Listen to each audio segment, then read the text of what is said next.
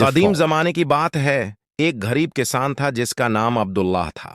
وہ سادگی اور قناعت کی زندگی گزارتا تھا اور اللہ پر اس کا ایمان بہت مضبوط تھا۔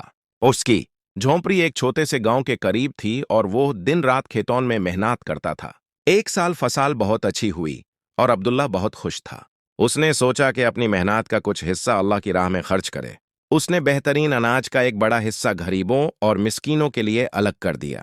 اس کے پڑوس میں ایک مغرور اور کنجوس تاجر رہتا تھا جس کا نام قاسم تھا۔ قاسم نے عبداللہ کو ایسا کرتے دیکھا تو ہنسا اور کہا، عبداللہ، تم پاگل ہو گئے ہو، اتنی محنت سے کمایا ہوا اناج یوں ہی بانٹ رہے ہو؟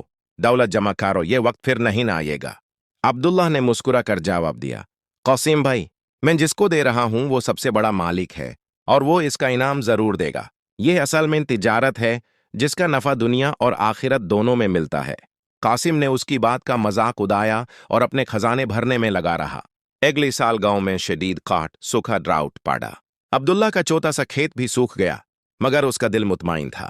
ایک دن ایک اجنبی شخص بہت سے لدے ہوئے اونٹوں کے ساتھ گاؤں میں آیا۔ اس نے عبداللہ کو ڈھونڈا اور کہا، میں ایک دور دراز علاقے کا تاجر ہوں۔ پچھلی سال میرا سارا مال لوٹ لیا گیا تھا اور میں بھوک سے مر رہا تھا۔ تمہارا دیا ہوا تھوڑا سا اناج میں نے کھایا اور اس کی برکت سے مجھے پھر سے ہمت ملی۔ اللہ نے مجھے اتنا دیا کہ میں نے واپس آ کر تمہارا حق ادا کرنا اپنا فرض سمجھا۔ یہ سارا مال تمہارا ہے کیونکہ تم نے میری مشکل وقت میں مدد کی تھی۔ عبداللہ حیران رہ گیا، مگر اس نے سارا مال قبول کرنے سے انکار کر دیا اور کہا کہ اسے صرف اس قدر چاہیے جس سے اس کی اور اس کے خاندان کی ضرورت پوری ہو جائے۔ قاسم یہ سب دیکھ کر شرمندہ ہو گیا۔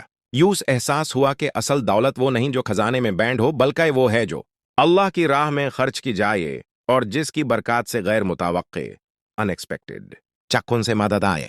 اس نے عبداللہ سے معافی مانگی اور توبہ کی۔ سبق لیسن: اللہ کی راہ میں خرچ کرنے سے دولت کم نہیں ہوتی بلکہ بڑھ جاتی ہے اور برکت لاتی ہے۔ سچا ایمان اور سخاوت، جنروسٹی ہی اصل کامیابی ہے۔